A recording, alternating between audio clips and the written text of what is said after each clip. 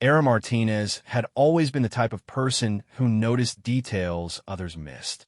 As a forensic accountant for the city's fraud investigation unit, she spent her days following paper trails and spotting patterns that criminals thought they had hidden perfectly. Her friends often joked that she could find a needle in a haystack while blindfolded, but Sarah knew it wasn't magic. It was just careful observation and staying calm under pressure. On that Tuesday morning in September, she was sitting in her favorite corner booth at Café Luna, a small coffee shop 3 blocks from her office building. The place had become her second home over the past 2 years. She came here every morning at exactly 7:30, ordered the same medium coffee with 2 sugars and a blueberry muffin, and spent 45 minutes reviewing case files before heading to work. The cafe was busy but not crowded. About 20 people scattered across various tables, most of them regulars Sarah recognized by sight, if not by name. There was Marcus, the college student who always sat by the window with his laptop, and textbooks spread everywhere. Behind the counter, Elena was working the morning shift with her usual bright smile, chatting with customers as she steamed milk and pulled shots of espresso.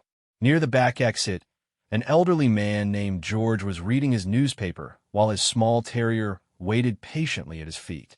Sarah was deep in reviewing financial records for a case involving missing city funds when she heard the front door chime. She glanced up automatically, the way she always did when someone entered. 3 men walked in, and something about them immediately caught her attention. They moved differently than regular customers. Too purposeful, too alert. Their eyes swept the room in a systematic way that reminded her of security protocols. The first man was tall and thin with dark hair and a heavy jacket despite the warm morning. The second was shorter and stockier, wearing a baseball cap pulled low over his face. The third looked the youngest, maybe in his early 20s, with nervous energy that made him fidget with his hands. They didn't head toward the counter to order. Instead, they spread out slightly, positioning themselves at different points in the cafe. Sarah felt a familiar tightness in her stomach, the same feeling she got when numbers in a financial report didn't add up correctly. Her training had taught her to trust those instincts. She casually moved her phone to her lap and activated the emergency call screen, not dialing yet, but keeping it ready. Her eyes continued to track the 3 men while pretending to read her documents. The tall man approached the counter where Elena was helping another customer. Sarah could see his mouth moving, but couldn't hear what he was saying over the general noise of the cafe. Elena's expression changed from friendly service to confusion, then to something that looked like fear. The customer she had been helping backed away from the counter, sensing the shift in atmosphere. That's when Sarah saw the gun. The tall man had pulled it from inside his jacket, not pointing it at anyone yet, but making sure Elena could see it clearly. The cafe's background noise continued for a few more seconds as people remained unaware of what was happening near the front. Sarah's mind immediately shifted into crisis mode, the same focused calm that helped her untangle complex fraud cases. She looked around the room quickly, cataloging everything she could see. 23 people total, including the 3 men. 2 exits. The main entrance where the men had entered, and the back door near where George sat with his dog. Windows lined the left side of the cafe, but they were the kind that didn't open and would be difficult to break safely. The counter created a natural barrier between the front and back sections of the cafe. The shorter man with the baseball cap moved toward the center of the room. Sarah could see a bulge under his jacket that suggested he was also armed. The youngest one stayed near the front door, his nervous energy even more pronounced now. He kept looking out the window as if watching for something or someone. Sarah made her first decision. She slowly reached into her purse and found her small digital recorder, the one she used for taking notes during investigations. She activated it and slipped it into the pocket of her cardigan where it would pick up sound but remain hidden. If she survived this, whatever was about to happen needed to be documented. The tall man said something else to Elena, louder this time. A woman at a nearby table looked up from her phone and gasped when she saw the weapon. The sound cut through the cafe's ambient noise like a knife, and suddenly, everyone was looking toward the front counter. "Nobody move," the tall man said in accented English. His voice carried clearly now that the room had gone quiet. "Everyone stay in your seats. Do not use your phones. Do not try to leave." The shorter man pulled out his gun as well, holding it in a way that showed he knew how to use it. Several people in the cafe began to panic. A young woman near the window started crying quietly. Marcus, the college student, slowly closed his laptop and pushed it away from himself as if it might explode. Sarah remained perfectly still, but her mind was racing through possibilities. These weren't random robbers looking for quick cash. Their positioning, their equipment, their coordination suggested planning and training. The way they controlled the room indicated they had done this before or had been taught by someone who had.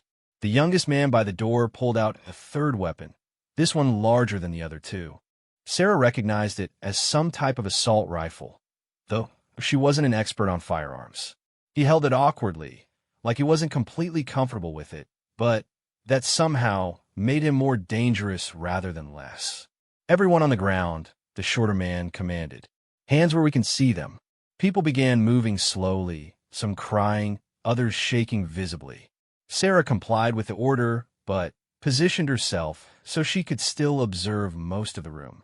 As she lowered herself to the floor beside her booth, she noticed that George in the back hadn't moved. The elderly man was still sitting at his table, his newspaper folded neatly beside his coffee cup, watching the situation with an expression of calm assessment that reminded her of her own response. The tall man was speaking to Elena again, asking her questions that Sarah couldn't quite hear from her position on the floor. Elena was nodding rapidly, clearly terrified, but trying to cooperate. She moved toward the cash register, then stopped and shook her head. The man gestured with his gun, and she opened the register drawer. But Sarah realized they weren't taking any money. The tall man looked at the open drawer for only a second before turning away, uninterested. This confirmed her suspicion that robbery wasn't their primary motive. They wanted something else, and they were using the cafe as a location for a reason that had nothing to do with stealing coffee shop profits. The shorter man was moving between the people on the floor, checking them systematically. When he reached Sarah, he looked at her purse and gestured for her to push it away. She complied immediately, not wanting to give him any reason to focus on her more than necessary. Her phone was still in her hand under her body, the emergency call screen still ready. As he moved on to check other people, Sarah risked a glance toward the windows. She could see pedestrians walking by on the sidewalk outside, completely unaware of what was happening inside the cafe. The normal world was continuing just a few feet away, separated from this crisis by nothing more than glass and walls. The youngest man by the door was getting increasingly agitated. He kept checking his watch and looking out the window with growing anxiety. Whatever they were waiting for was running behind schedule, and that was making him nervous. Sarah had seen enough interrogations to know that nervous people with weapons made dangerous decisions. The tall man finished his conversation with Elena and moved toward the center of the room. "We're going to wait here for a while," he announced to everyone on the floor. "If you cooperate, if you follow instructions, no one will be hurt. We're not here to harm innocent people." His words might have been meant to be reassuring, but Sarah noticed several concerning details. First, the phrase, "innocent people," suggested they might have a specific target among the customers. Second, his emphasis on cooperation implied consequences for those who didn't comply. Third, and most troubling, he had said they would wait for a while, which meant this wasn't going to end quickly. Sarah began making mental notes of everything she observed. The tall man appeared to be the leader, making decisions and giving orders to the other two. He spoke with what sounded like a Middle Eastern accent, though Sarah wasn't skilled enough to identify the specific region. His clothing was casual but clean, suggesting he hadn't been living rough or hiding in difficult conditions. The shorter man seemed more experienced with weapons and tactical situations. His movements were controlled, and professional, and he positioned himself to maintain visual contact with both exits while watching the hostages. He hadn't spoken much, but when he did, his accent was different from the leaders, possibly Eastern European. The youngest man was clearly the weak link in their team. His inexperience showed in every movement, and his growing agitation was becoming more obvious by the minute. Sarah suspected that if anything went wrong with their plan, he would be the first to panic and potentially the most dangerous because of his unpredictability. 20 minutes passed with everyone remaining on the floor. The three men maintained their positions, occasionally speaking to each other in a language Sarah didn't recognize. Outside, life continued normally. She could see people walking dogs, heading to work, carrying coffee cups from other establishments. The disconnect between the ordinary world outside and the crisis inside was almost surreal. The tall man's phone buzzed. He answered it quickly, speaking in the same foreign language he had used with his companions. The conversation was brief, but seemed to agitate him. When he hung up, he spoke sharply to the other two, and Sarah could sense that their plan was encountering problems. That's when she noticed George again. The elderly man had managed to slowly move from his chair to a position behind a large plant near the back exit, and his small dog was still with him. More importantly, Sarah realized that his position gave him a clear view of the shortest route to the back door, and the men hadn't noticed his movement because they were focused on managing the larger group of hostages near the front of the cafe. Sarah made a decision that went against every instinct for self-preservation she had. She needed to create some kind of advantage for the people in the room, and that meant taking a calculated risk. When the shorter man was looking toward the front windows and the leader was focused on his phone, she carefully moved her hand to press the emergency call button. The phone would now be connected to emergency services, and the recorder in her pocket would capture whatever happened next. She placed the phone face down near her body, where the sound would be muffled but still transmit to the emergency operator. If law enforcement was monitoring the call, they would at least have some real-time information about what was happening inside the cafe. The youngest man by the door was becoming more agitated by the minute. He kept looking at his watch and then at the leader, clearly wanting to communicate something but hesitant to interrupt. Finally, he approached the tall man and whispered something urgent. The leader's expression darkened, and he snapped a response that made the young man step back quickly. Sarah realized that whatever they had been waiting for was significantly delayed or had gone wrong entirely. The three men were now in an unplanned situation, holding a cafe full of hostages without a clear next step. In her experience investigating criminal enterprises, that was when people made mistakes that could either create opportunities or lead to disasters. The leader walked over to Elena behind the counter. "You have a landline telephone here," he said. It wasn't a question. Elena nodded toward an old-fashioned phone mounted on the wall near the coffee machine. "Good. We will need to use it soon." That confirmed Sarah's growing suspicion that this was more than a simple hostage situation. They intended to communicate with someone outside, probably law enforcement or government officials. This was starting to look like a coordinated action with political or ideological motives rather than criminal ones. The shorter man had positioned himself where he could watch both the front door and the hostages, but Sarah noticed that his attention was split between too many responsibilities. The leader was making phone calls and planning their next move. The youngest man was barely holding himself together. These were vulnerabilities that could potentially be exploited, but any action would require precise timing and careful coordination. Sarah looked around at the other hostages. Most were paralyzed by fear, which was understandable, but not helpful. Marcus, the college student, seemed to be thinking rather than just panicking, and she caught him looking toward the back of the cafe where George had repositioned himself. Elena behind the counter was terrified, but still alert, following instructions while obviously looking for any chance to improve their situation. The woman who had been crying earlier had calmed down enough to be watching the men's movements, and Sarah noticed that she had slowly moved to a position where she could reach the fire alarm on the wall near her table. It was a risky option because setting off the alarm might provoke the men to violence, but It would also bring immediate attention from emergency responders who might not otherwise know about the situation for several more minutes. Sarah's phone was still connected to emergency services, and she hoped they were taking steps to respond.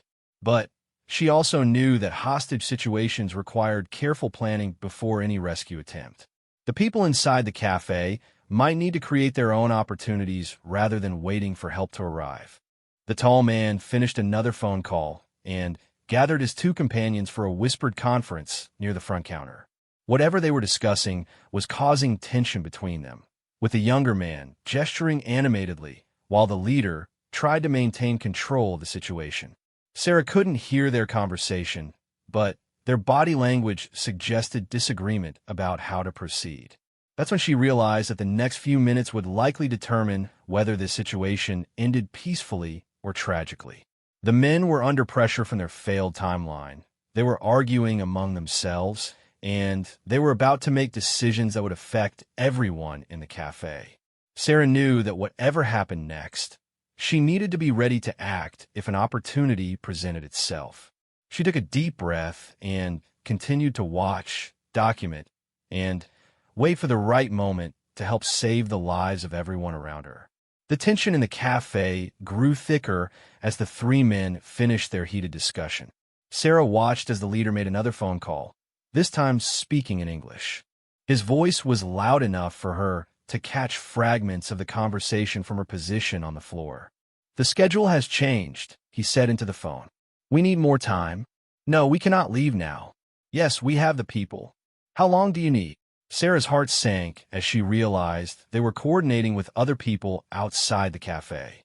This wasn't an isolated incident, but part of a larger operation. The people in the cafe were now bargaining chips in something much bigger than she had initially understood. The youngest man was pacing near the front door, his weapon held carelessly as his anxiety continued to build. Sarah could see sweat forming on his forehead despite the cool air conditioning.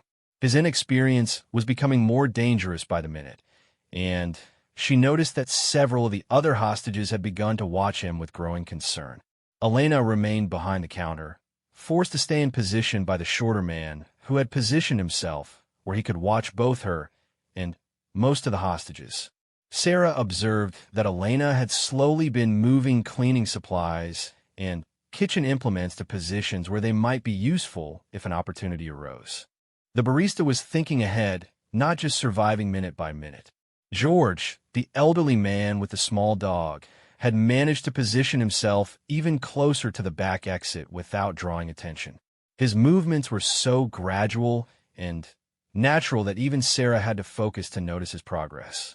The old man clearly had experience staying calm in dangerous situations, and Sarah began to wonder about his background. Marcus, the college student, was no longer shaking. Instead, he seemed to be studying the three men's positions and movements with the same analytical focus he probably applied to his studies. Sarah noticed him making tiny marks on the wooden floor with his fingernail, possibly tracking the timing of the men's patrol patterns. The woman near the fire alarm had positioned herself so that reaching the alarm would require only a quick movement of her left hand. She caught Sarah's eye and raised her eyebrows slightly, asking a silent question about whether to pull it. Sarah gave an almost imperceptible shake of her head. Not yet. The timing had to be perfect. The leader finished his phone call and approached Elena at the counter again. "We need to call the police now," he told her. "You will dial the number I give you, and you will say exactly what I tell you to say. Nothing more, nothing less." Elena nodded, her hands shaking as she reached for the landline phone. The leader dictated a number, and Sarah memorized it automatically. When Elena had dialed, the leader took the phone from her hands. "This is building manager at Café Luna on 5th Street, he said, clearly reading from a script he had memorized. "We have a gas leak situation that requires immediate evacuation of the building and surrounding area. Please send emergency services to establish a safety perimeter." Sarah's blood ran cold as she understood the deception. By claiming a gas leak, they were ensuring that emergency responders would focus on evacuation rather than investigation. The police and fire department would set up barriers to keep people away from the building, unknowingly helping to isolate the cafe and prevent rescue attempts. The leader hung up the phone and smiled with satisfaction. "Now we have time to complete our work without interruption," he told his companions in English. Apparently wanting the hostages to understand their situation had just become more complicated. The shorter man checked his watch and nodded approvingly. "The others should be in position within 30 minutes, he said. "We maintain control here until we receive confirmation." Sarah realized that whatever larger operation they were part of had multiple components happening simultaneously across the city. The cafe was just one piece of a coordinated plan, and the hostages were being held to ensure this particular piece stayed secure until the others were complete. The youngest man's agitation reached a new level when he overheard this conversation. 30 more minutes, he asked in a voice that was almost a whine. "We were supposed to be finished by now. What if someone doesn't believe the gas leak story? What if they send people to check?" The leader's patience with his inexperienced partner was clearly running thin. "Then we deal with that problem when it happens," he snapped. "Your job is to watch the door and follow orders, not to question the plan." Sarah noticed that this exchange had caused a shift in the dynamic between the three men. The youngest one was no longer just nervous. He was beginning to resent being treated like a child. The shorter man was maintaining his professional demeanor, but she could see him watching the interaction between his two partners with growing concern. That's when Sarah made her second crucial decision of the morning. She needed to create an advantage for the hostages, but it had to be something subtle enough to avoid detection while still providing real help. She began to systematically memorize every detail she could observe about the three men, their equipment, their behavior patterns, and their apparent plan. The leader was approximately 6 feet tall, medium build, with dark hair and olive skin. His accent suggested Middle Eastern origin, possibly Syrian or Lebanese, based on certain pronunciations she had heard during his phone conversations. He wore dark jeans, a brown leather jacket, and black athletic shoes. His weapon appeared to be a semi-automatic pistol, held with confidence that suggested military or police training. The shorter man was about 5 feet 8 inches, stockier build, with light brown hair visible beneath his baseball cap. His accent was definitely Eastern European, possibly Russian or Ukrainian. He wore all black clothing and moved with the controlled efficiency of someone with tactical experience. His weapon was similar to the leader's, but with modifications that Sarah couldn't identify from her position. The youngest man was tall and thin, maybe 5 feet 10 inches, with reddish-brown hair and pale skin. His accent was American, possibly from a Midwest, based on his pronunciation patterns. He wore casual clothes that looked expensive, but poorly coordinated, as if someone else had chosen them for him. His weapon was the largest, an assault rifle that he handled awkwardly despite its obvious power. Sarah also noted the timing patterns she had observed. The leader checked his phone every 8 to 10 minutes. The shorter man walked a circuit around the hostages every 5 minutes, always in the same pattern. The youngest man shifted position every 2 to 3 minutes, but always returned to his post near the front door. These patterns created brief windows of opportunity when attention was focused elsewhere or when sight lines were temporarily blocked. Sarah began to develop a mental map of how these windows might be used if a coordinated escape attempt became necessary. 25 minutes after the fake gas leak call, sirens could be heard in the distance. The leader smiled and moved to the front window to look out. "Perfect," he said. "They're establishing the perimeter as expected." Sarah could see flashing lights reflecting off buildings across the street. Emergency vehicles were setting up barriers and directing pedestrians away from the area. The deception was working exactly as the terrorists had planned. Instead of bringing help closer, the fake emergency was pushing it further away. Elena, behind the counter, caught Sarah's attention by tapping very quietly on the coffee machine. When Sarah looked at her, Elena mouthed the words "hot water" and glanced meaningfully at the steam wand used for making coffee drinks. Sarah understood immediately. If an opportunity arose, Elena had access to pressurized steam and boiling water that could be used as weapons. Marcus, the college student, had figured out something else. During the shorter man's most recent patrol, Marcus had managed to write something on a piece of paper and slide it carefully towards Sarah. The message was brief: fire exit alarm disabled. Saw them cut wires earlier. This information changed everything. Sarah had been considering the fire alarm as a potential option for creating chaos that might allow some hostages to escape.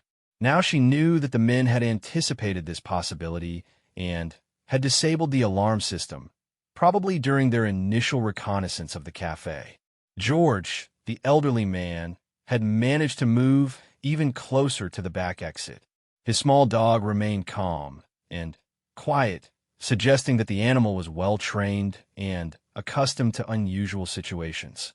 Sarah wondered again about George's background, because his behavior suggested someone with experience in crisis situations. The leader's phone rang again, and he answered it quickly. This conversation was longer than the previous ones, and his expression grew more serious as he listened. When he hung up, he immediately called his companions together for another conference. Sarah couldn't hear their discussion, but their body language indicated that something significant had changed in their larger plan. The leader was gesturing emphatically. The shorter man was asking questions, and the youngest man was looking increasingly panicked. That's when the leader made an announcement that sent chills through everyone in the cafe. "There has been a complication with our schedule," he said to the hostages. "We will need to remain here longer than originally planned. Continue to follow instructions, and no one will be harmed." The youngest man's reaction to this news was immediate and concerning. "How much longer?" he demanded loudly enough for everyone to hear. This wasn't supposed to take all day. People are going to start looking for these people. Someone's going to figure out that there's no real gas leak. The leader's response was swift and threatening. He pointed his weapon directly at the young man and spoke in a voice that carried clearly across the cafe. "You will control yourself, or you will be removed from this operation permanently. Do you understand me?" The threat was clear to everyone in the room. The leader was prepared to kill his own partner, if necessary, to maintain control of the situation. This revelation changed the dynamic completely, because it demonstrated that these men were committed to their mission regardless of the cost in human lives. Sarah realized that the situation was deteriorating rapidly. The extended timeline was creating stress within the terrorist team, and stress led to mistakes and violence. The youngest man was becoming increasingly unstable, and the leader was showing signs of ruthless determination that suggested he would eliminate any obstacle to completing his mission. Elena had been listening to the exchange with obvious fear, but Sarah noticed that the barista was also paying attention to the details. Elena had heard the same threat everyone else had, and she understood that their captors were prepared to kill to achieve their goals. Marcus was still taking notes, but now his focus had shifted to mapping possible escape routes and identifying potential weapons among the cafe's ordinary objects. Sarah could see him looking at chair legs that might be broken off, heavy ceramic mugs that could be thrown, and the positioning of tables that might provide temporary cover. The woman near the disabled fire alarm had moved slightly closer to a window, possibly calculating whether breaking the glass might be worth the risk of injury if it brought attention from the emergency responders outside. But Sarah could see that the barriers were positioned too far away for anyone outside to notice activity inside the cafe. George had achieved his apparent goal of reaching a position near the back exit, but Sarah realized that even if he could open the door, the emergency responders outside would probably just redirect him back toward the front of the building, believing they were helping him escape from a gas leak. The shorter man resumed his patrol pattern, but Sarah noticed that he was now watching his two partners as carefully as he was watching the hostages. The threatening exchange had created distrust within their team, and that was a vulnerability that might potentially be exploited. Sarah made her third critical decision. She needed to start preparing the other hostages for the possibility that they might need to take action to save themselves. But any communication had to be subtle enough to avoid detection by the three armed men. During the next patrol cycle, when the shorter man was at the far end of the room, Sarah caught Elena's attention and used tiny hand gestures to indicate the steam wand, and then pointed to the youngest man near the front door. Elena's eyes widened slightly as she understood that Sarah was suggesting the possibility of using the pressurized steam as a weapon if the opportunity arose. When Marcus looked in her direction, Sarah pointed very subtly to his notes and then to the woman near the window. Marcus nodded almost imperceptibly and, during the next few minutes, managed to slide his paper toward the woman, sharing his observations about possible escape routes and weapons. The woman read Marcus's notes quickly and then looked around the room with new purpose. She began to identify the same possibilities that Marcus had noted, preparing herself mentally for the possibility that they might need to fight for their freedom rather than waiting for rescue. George caught Sarah's attention by shifting position slightly, and she realized that he was positioning himself to block the shortest path between the back exit and the hostages. If someone made a run for that door, George was prepared to create interference that might help them escape, even if he couldn't escape himself. Sarah felt a growing sense that the people in the cafe were beginning to work together despite their terror. They were sharing information, identifying resources, and preparing for the possibility that they might need to save themselves. It wasn't a plan yet, but it was the foundation for one. The leader made another phone call, and this time his conversation was clearly heated. Sarah could hear him arguing with whoever was on the other end, using phrases like unacceptable delays and mission parameters. When he hung up, his frustration was obvious to everyone in the room.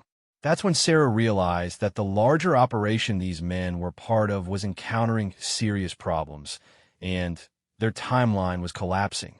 The cafe was supposed to be a temporary holding position, but it was turning into a long-term hostage situation that none of them had planned for. The youngest man's breaking point was approaching rapidly, and Sarah knew that when it came, the situation would either end in disaster or create the opportunity they needed to fight back. She continued to watch, document, and prepare for whatever would happen next. The breaking point came exactly 43 minutes after the terrorists had entered the cafe. Sarah had been tracking time carefully, and she noticed that the youngest man's deterioration was accelerating with each passing minute. His pacing had become more erratic, his grip on his weapon less controlled, and his glances toward the leader more frequent and resentful. The catalyst was another phone call. This time, when the leader answered his phone, the conversation was brief and clearly devastating to their plans. Sarah watched his expression change from confidence to anger to something approaching panic as he listened to whoever was calling. When he hung up, he stared at the phone for several seconds before speaking. "The primary target has been moved to a secure location," he announced to his partners. "Our window of opportunity has closed." The youngest man's reaction was immediate and explosive. "What do you mean closed?" he shouted, abandoning any pretense of keeping his voice down. "We've been sitting here for almost an hour holding these people for nothing." The shorter man tried to calm the situation. "We follow contingency protocols," he said quietly. "We execute the secondary plan and withdraw according to schedule." But the youngest man was beyond reason now. "There is no secondary plan," he yelled. "We were supposed to be in and out in 20 minutes. Now you're telling me we've been risking everything for a target that isn't even there anymore." Sarah realized that their mission had been to provide a distraction or staging area for an operation targeting someone specific, probably a government official or public figure who had been moved to safety before the plan could be executed. The cafe hostages had been held to ensure this location remained secure for something that was now impossible to accomplish. The leader was clearly struggling to maintain control of both his mission and his team. "Lower your voice," he commanded, but his authority was crumbling as quickly as their operation. "No," the youngest man replied. "I'm done following your orders. This whole thing was supposed to be simple, and now we're trapped in here with a bunch of witnesses and no way to complete the mission." That word, witnesses, sent a chill through every hostage in the cafe. Sarah realized that they had just heard confirmation of something everyone had been trying not to think about. These men couldn't afford to leave people alive who could identify them and describe their operation.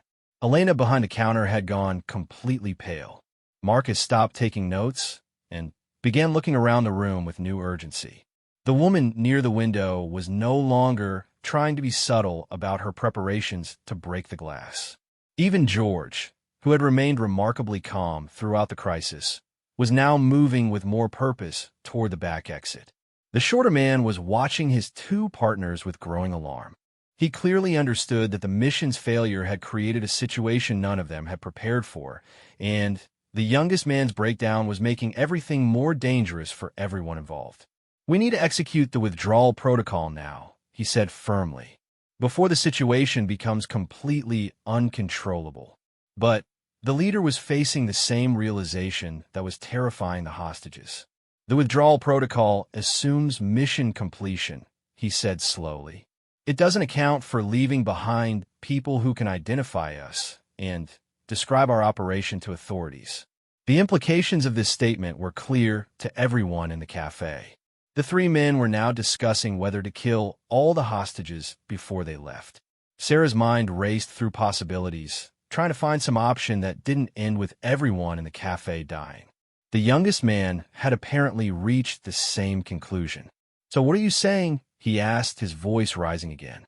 "That we have to kill all these people just because your intelligence was wrong about the target location?" "I'm saying we have to consider all our options," the leader replied. But Sarah could hear uncertainty in his voice for the first time since the crisis began. That uncertainty gave Sarah hope, because it meant he hadn't yet made the decision to execute the hostages. There might still be time to create an alternative outcome, but it would require quick thinking and careful coordination among the hostages. Sarah caught Elena's attention and mouthed the word "ready" while glancing toward the steam wand. Elena nodded slightly, understanding that Sarah was asking if she was prepared to use the pressurized steam as a weapon when the opportunity arose. Marcus had resumed his note-taking, but now he was writing larger so that other hostages could see his words. His latest message read, "When I count to 3, everyone move." He was preparing to coordinate a mass action that might give them a chance to overwhelm their captors through sheer numbers and chaos.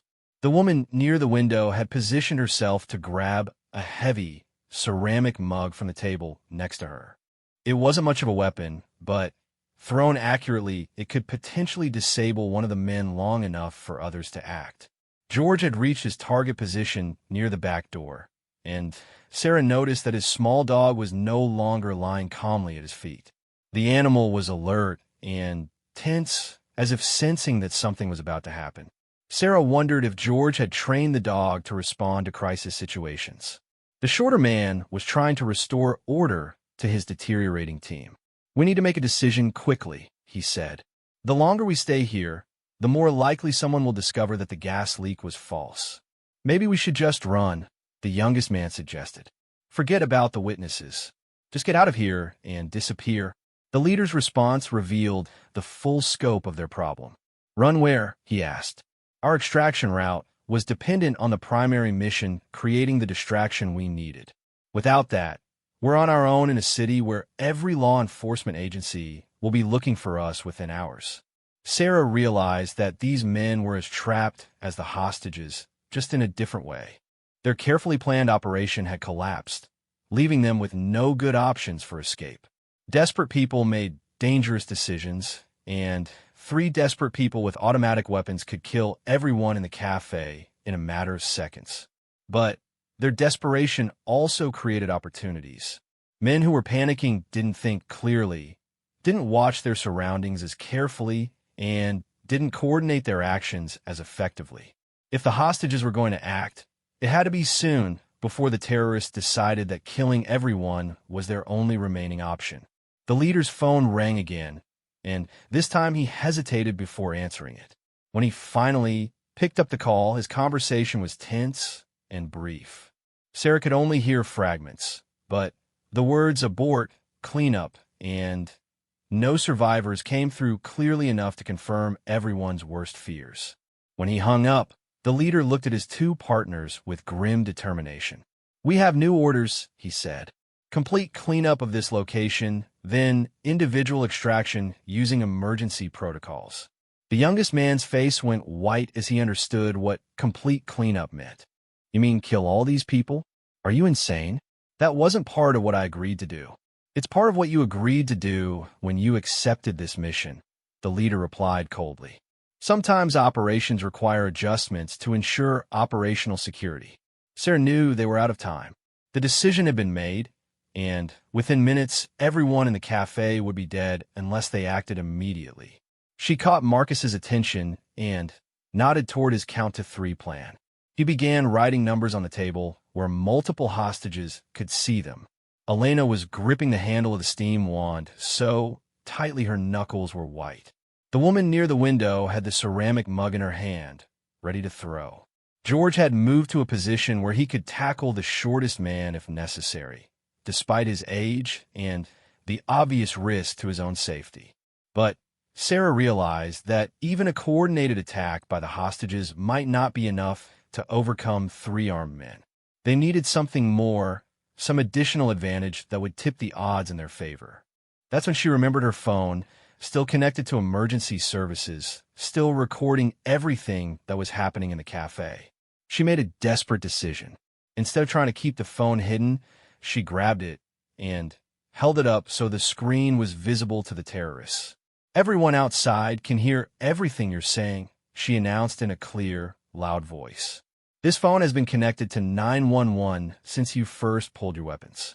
They know you're not really building maintenance. They know about your mission, and they know you just received orders to kill us." The effect on the 3 men was immediate and dramatic. The leader spun toward her with his weapon raised, but hesitated when he saw the phone in her hand. The shorter man moved to get a better angle on Sarah, but found himself exposed to Elena's position behind the counter. The youngest man looked around wildly, realizing that their operational security had been completely compromised. "You're lying," the leader said, but Sarah could hear uncertainty in his voice. "Ask them yourself," Sarah replied, holding the phone toward him. "The emergency operator is still on the line. She's heard everything you've said about your mission, your target, your extraction plans, and your orders to kill witnesses." The youngest man panicked completely.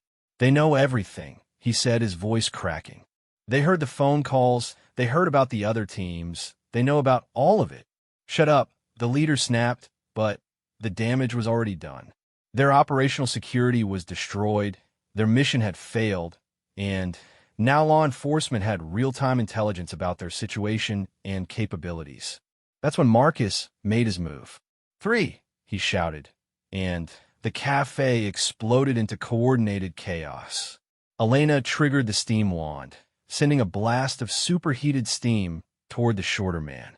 The woman near the window threw her ceramic mug with surprising accuracy, striking the youngest man in the face and causing him to stumble backward.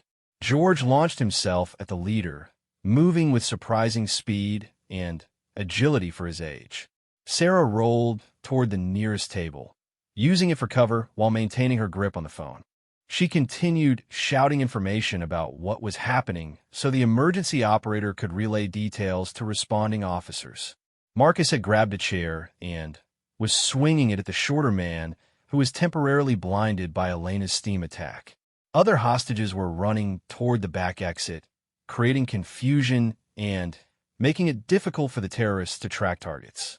The youngest man was bleeding from where the mug had struck his face, but he was still armed and dangerous.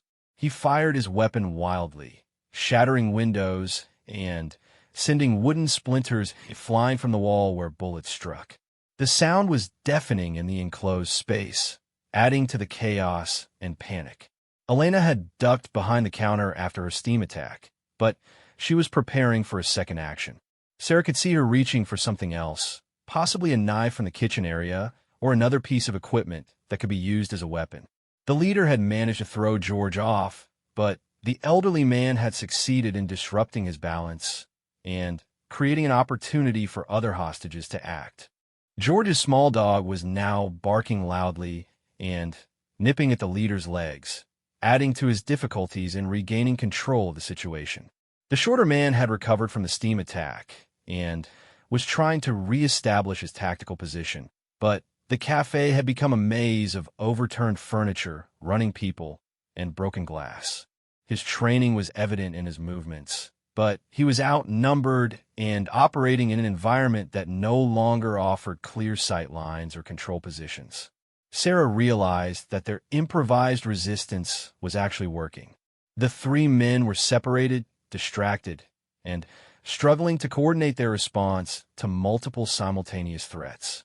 The hostages had successfully transformed themselves from passive victims into active participants in their own survival.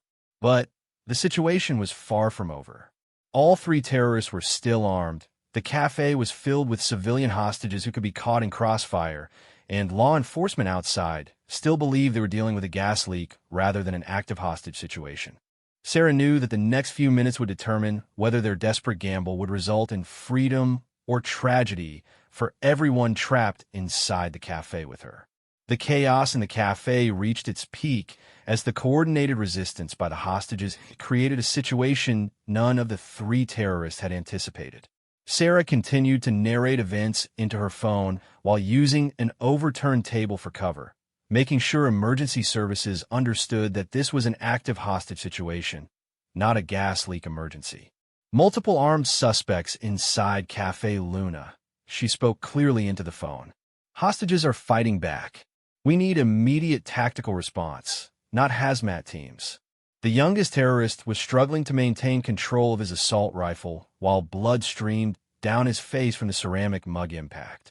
His panic had reached a breaking point, and he was firing randomly at anything that moved, making him dangerous to everyone in the cafe, including his own partners. Elena had emerged from behind the counter with a large coffee pot filled with boiling water. She moved with surprising stealth through the chaos, positioning herself for a second attack against the shorter man who was trying to regain tactical control of the room. The barista's knowledge of the cafe's layout gave her advantages the terrorists didn't have. Marcus had succeeded in striking the shorter man with his chair, but the terrorist's training showed as he rolled with the impact and came up in a defensive position. However, his weapon had been knocked from his hands and was sliding across the floor toward where other hostages were taking cover. George, despite being knocked down by the leader's counterattack, had managed to grab the terrorist's leg as he fell. His small dog was still attacking the man's other leg, creating enough distraction for George to maintain his grip. The elderly man's determination was extraordinary, and Sarah realized he was deliberately sacrificing his own safety to keep the leader occupied. The woman who had thrown the ceramic mug was now helping other hostages escape toward the back exit. She had taken charge of coordinating the evacuation, directing people away from the areas where the fighting was most intense, and making sure that no one was left behind in the panic to escape. Sarah watched as the shorter terrorist spotted his fallen weapon and began moving toward it. She realized that if he regained his firearm, he could quickly re-establish control over the entire situation. Making another split-second decision, she abandoned her protective cover and dove toward the weapon herself. The race for the gun lasted only seconds, but it felt like an eternity. Sarah's forensic accounting work had kept her in good physical condition, but she had no training in combat situations. The terrorist was closer to the weapon, but he was also dealing with Marcus's continued attacks and Elena's advance with the pot of boiling water. Sarah's fingertips touched the weapon just as the shorter terrorist reached for it. Without thinking, she pushed it away from both of them, sending it sliding toward the front of the cafe where the youngest terrorist was still firing wildly. Her goal wasn't to capture the weapon, but to keep it away from someone who knew how to use it effectively. Elena reached her target and threw the entire pot of boiling water at the shorter terrorist. The scalding liquid struck him across the chest and shoulder, causing him to scream and stumble backward. The attack was devastating enough to remove him from the fight temporarily, but Sarah knew his injuries wouldn't keep him down for long. The leader had finally managed to break free from George's grip, but the effort had cost him precious time and positioned him badly for defending against the other hostages. Several people were now working together to overwhelm him, using chairs, table legs, and anything else they could grab as improvised weapons. The youngest terrorist's random shooting had shattered most of the front windows, and Sarah could hear shouts from outside as emergency responders realized that something was seriously wrong inside the cafe. The sound of breaking glass and gunfire had penetrated the barriers they had established for the fake gas leak emergency. Officers are responding to gunfire at Café Luna, Sarah heard through her phone as the emergency operator updated the tactical teams. Multiple shots fired, hostage situation confirmed, gas leak report was false. Sarah felt a surge of hope as she realized that real help was finally on the way. But she also knew that police response to an active shooter situation could take several more minutes, and the immediate threat was still very much alive inside the cafe with them. The shorter terrorist had recovered enough from Elena's attack to start moving again, though his injuries were clearly severe. He was searching for another weapon or looking for a way to regain control of the situation. Sarah could see that his professional training was helping him adapt to the chaos more quickly than his two partners. Marcus had found the terrorist's fallen weapon and was holding it awkwardly, clearly unfamiliar with firearms, but determined to prevent it from being used against the hostages. "I don't know how to use this," he called to Sarah, "but I'm not letting them have it back." "Just keep it away from them," Sarah replied. "Help is coming." The leader was fighting desperately against multiple hostages, but the coordinated attack was overwhelming even his military training. George had managed to grab the man's weapon during the struggle, though he was too injured from the fight to use it effectively.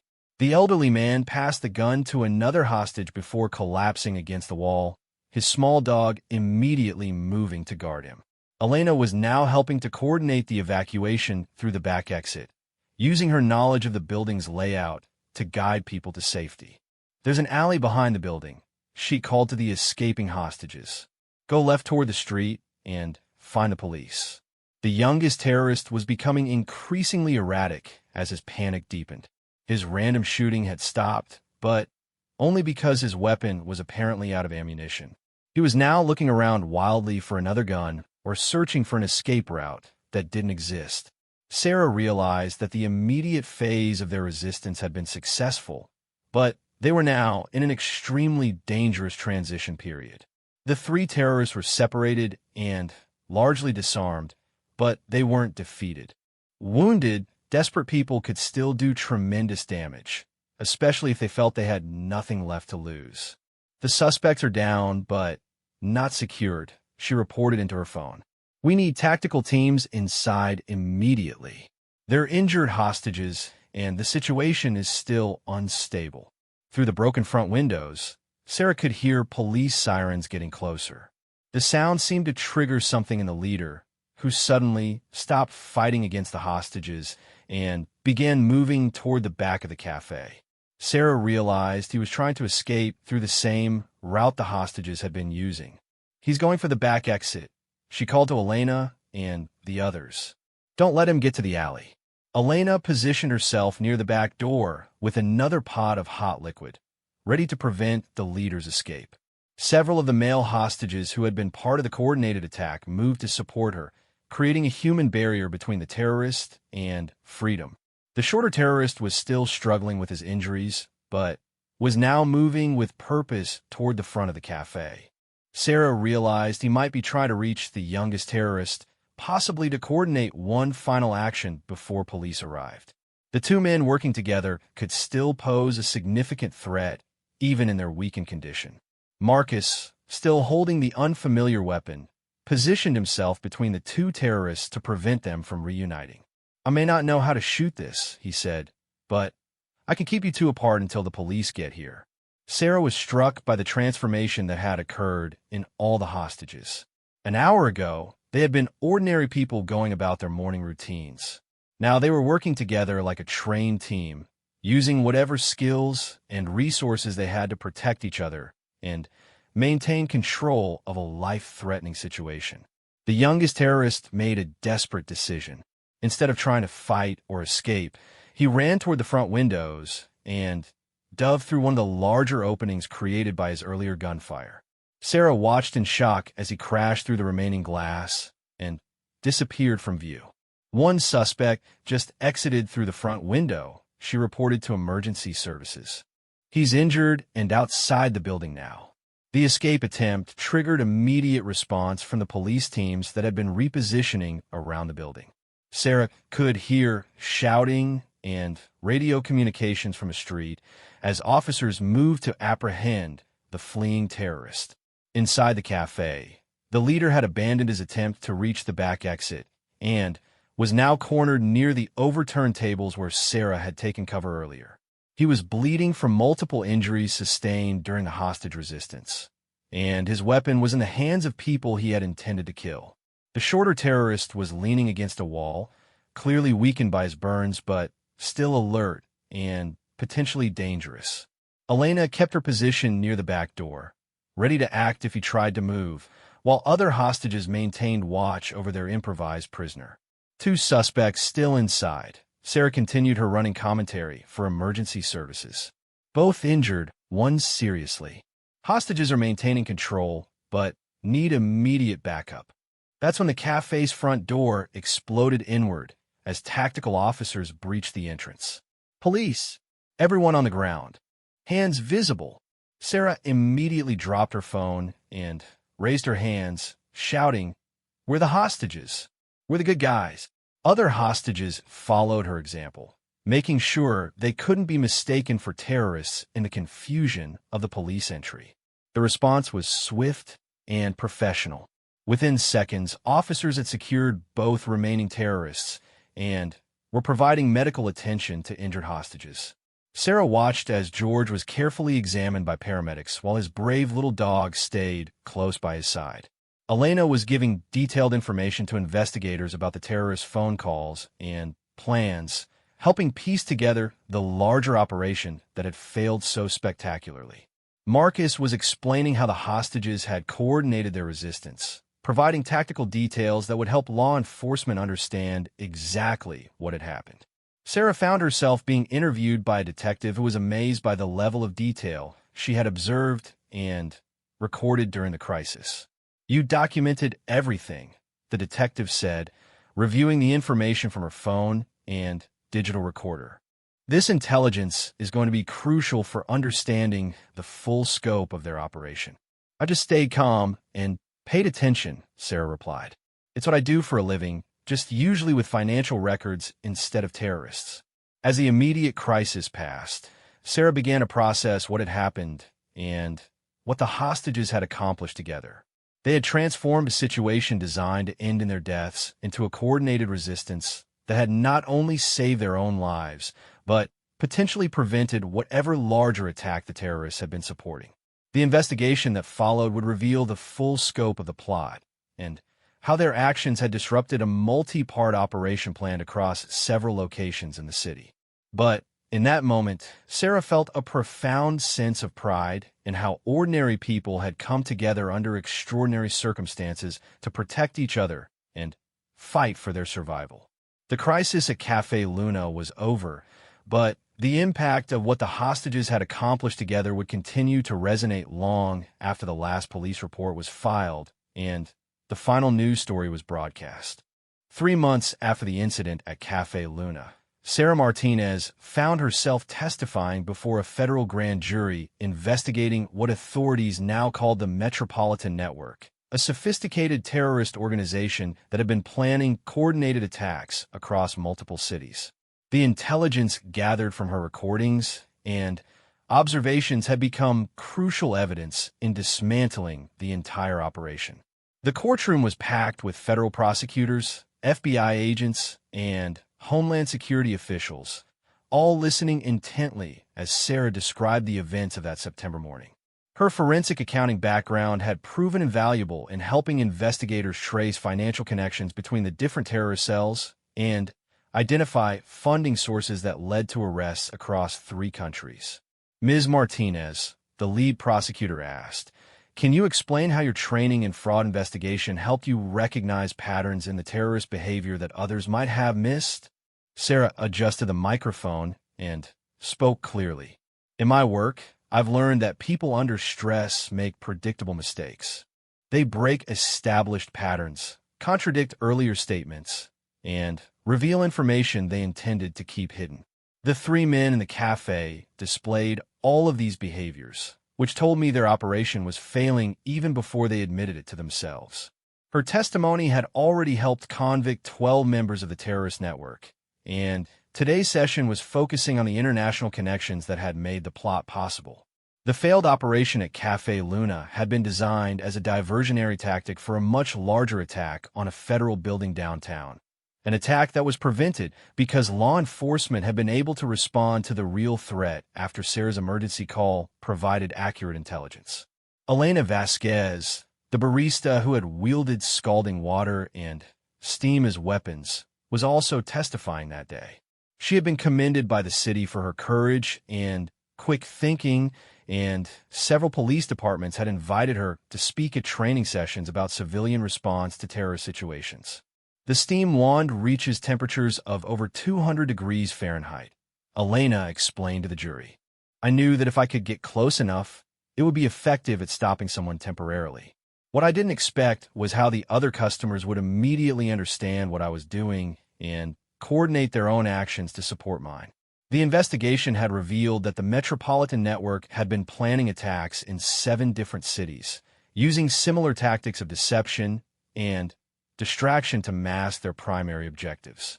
The failure of the Café Luna operation had caused them to abandon several other planned attacks, potentially saving hundreds of lives beyond those who had been in the cafe that morning.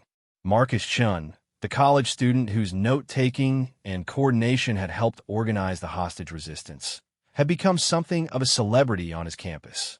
He was studying emergency management and had changed his career focus to crisis response after experiencing firsthand how ordinary people could make extraordinary differences in life-threatening situations. I was just trying to survive, Marcus told the reporters who occasionally still sought him out for interviews. But what I learned is that survival isn't passive. Sometimes you have to fight for it. And when you do, you discover capabilities you never knew you had. George Patterson, the elderly man whose tackle had disrupted the leader's control at a crucial moment, had recovered fully from his injuries. More remarkably, his background had finally been revealed during the investigation. He was a retired Army colonel who had served in special operations during the Cold War, which explained his calm demeanor and tactical thinking during the crisis. I recognized the signs of a military-style operation, George had told investigators. Their positioning, their communication protocols, their weapons handling all indicated professional training. They made them more dangerous, but also more predictable if you understood their mindset. His small dog, a terrier named Scout, had been formally recognized by the mayor's office for exceptional service to the community during the crisis. The ceremony had been George's idea, insisting that Scout's contribution to disrupting the terrorists deserved official recognition. The woman who had thrown the ceramic mug with such devastating accuracy was Janet Williams, a former high school softball player whose athletic instincts had remained sharp despite being 40 years removed from competitive sports. She had returned to Café Luna several times since it reopened, always sitting at the same table where she had prepared her improvised weapon. I didn't think about whether I could hit him, Janet had explained to investigators. I just knew that if I missed, people were going to die. Sometimes you have to trust your instincts and hope for the best. The cafe itself had reopened 2 weeks after the incident, following extensive repairs and security upgrades. Elena had been promoted to manager, and the owner had installed a permanent memorial plaque honoring the courage shown by customers and staff during the crisis. Business had actually increased following the reopening, as people from across the city came to see where ordinary citizens had successfully fought back against terrorism. Sarah had returned to her work in fraud investigation, but her experience at Café Luna had changed her approach to her job. She now included active threat assessment in her investigative methodology, recognizing that financial crimes could sometimes be connected to larger security threats. Her superiors had approved additional training in counterterrorism analysis, and she was working with federal agencies on several ongoing investigations. The three terrorists had all survived their injuries and were serving life sentences without possibility of parole. The leader, whose real name was revealed to be Khalil Nassim, had been linked to terrorist activities in 4 countries over the past decade. The shorter man, identified as Viktor Petrov, was a former military contractor who had been recruited by the Metropolitan Network 2 years earlier. The youngest, Timothy Morrison, was an American citizen who had been radicalized online and recruited through social media. During their trials, all 3 men had expressed amazement at the coordinated resistance they had encountered from the hostages. Their training had prepared them for law enforcement response, but not for organized civilian opposition using improvised weapons and tactics. "We expected fear and compliance," Nassim had told investigators during his plea negotiations. "We did not expect people to fight back so effectively. Your American citizens are more dangerous than we anticipated." The broader investigation had revealed that the Metropolitan Network had been studying hostage situations for years, analyzing patterns of civilian behavior during crises. Their operational plans consistently assumed that hostages would remain passive and controllable throughout extended operations. The failure at Café Luna had forced them to reconsider these assumptions and ultimately contributed to the collapse of their entire operational strategy. Federal authorities had used the intelligence gathered from the Café incident to prevent similar attacks in Boston, Atlanta, and Denver. The financial records Sarah had helped analyze revealed a funding network that stretched from Eastern Europe through the Middle East to several American cities, leading to arrests and asset seizures that had crippled the organization's ability to operate. Dr. Rebecca Chun, a terrorism expert at the National Security Institute, had published a case study analyzing the Café Luna incident that was now required reading at law enforcement training academies across the country. "What happened at Café Luna represents a fundamental shift in how we should think about civilian response to terrorist situations," Dr. Chun had written. "The traditional advice to remain passive and wait for rescue proved inadequate when the hostages realized their captors intended to kill them regardless of compliance. Their organized resistance not only saved their own lives, but provided law enforcement with crucial intelligence that prevented other attacks." Sarah's role in the incident had brought her recognition she had never sought. She had received commendations from the FBI, the Department of Homeland Security, and the mayor's office. More importantly to her, she had discovered capabilities within herself that she hadn't known existed, and had formed lasting friendships with people who had shared one of the most intense experiences of their lives. The monthly reunion dinners had become a tradition among the Café Luna survivors. They met at different restaurants around the city, but the conversation always returned to that September morning and how it had changed all of their lives. The bonds formed during those desperate minutes had proven lasting and meaningful. "We became a team without any training or preparation," Sarah had reflected during one of these dinners. "We just recognized that our survival depended on working together, and somehow we made it happen." I think that says something important about what people are capable of when they're pushed to their limits. Elena had used her experience to advocate for enhanced crisis response training in customer service industries. She had worked with restaurant associations and retail organizations to develop protocols for recognizing and responding to security threats, helping prepare other service workers for situations they hoped would never occur. Marcus had graduated with honors and was now working for the Federal Emergency Management Agency, specializing in civilian preparedness and crisis response coordination.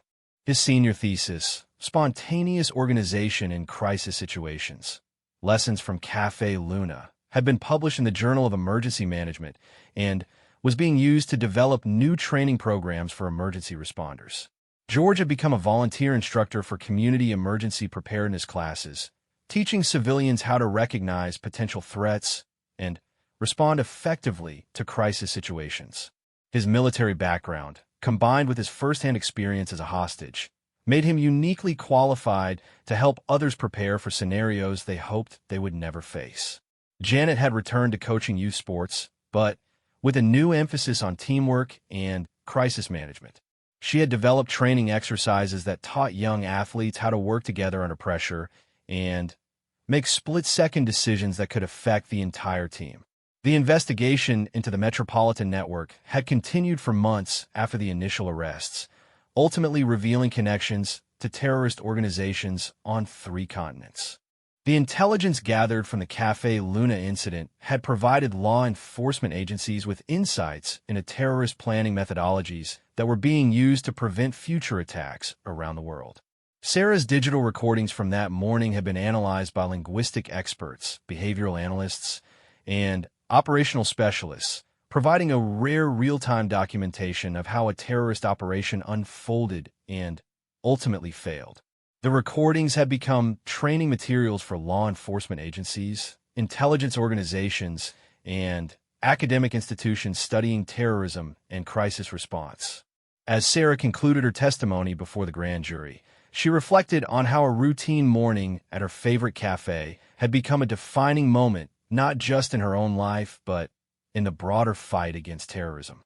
The experience had taught her that heroism wasn't about having special training or extraordinary courage. It was about ordinary people making the choice to protect each other when circumstances demanded action. The prosecutor's final question stayed with her long after she left the courthouse. Ms. Martinez, what would you want other people to learn from your experience at Café Luna?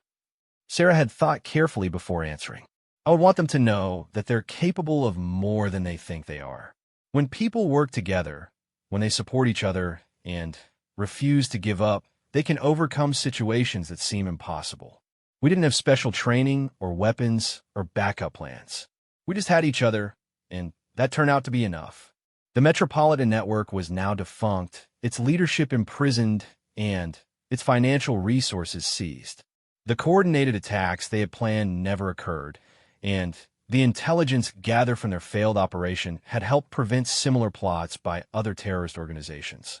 But perhaps most importantly, the story of what happened at Café Luna had inspired emergency preparedness programs, citizen response training initiatives, and community resilience efforts across the country. The idea that ordinary people could successfully resist organized terrorism had fundamentally changed how authorities approach civilian preparedness and crisis response. Sarah Martinez had kept her cool when terrorists stormed the cafe, and what she did next had indeed shocked everyone, including the terrorists themselves. She had proven that sometimes the most effective response to those who would use fear as a weapon is simply to refuse to be afraid and to trust in the power of people working together toward a common goal of survival and protection. The morning that had started with reviewing financial records over coffee and a blueberry muffin had become a testament to the resilience of the human spirit and the effectiveness of ordinary courage in extraordinary circumstances.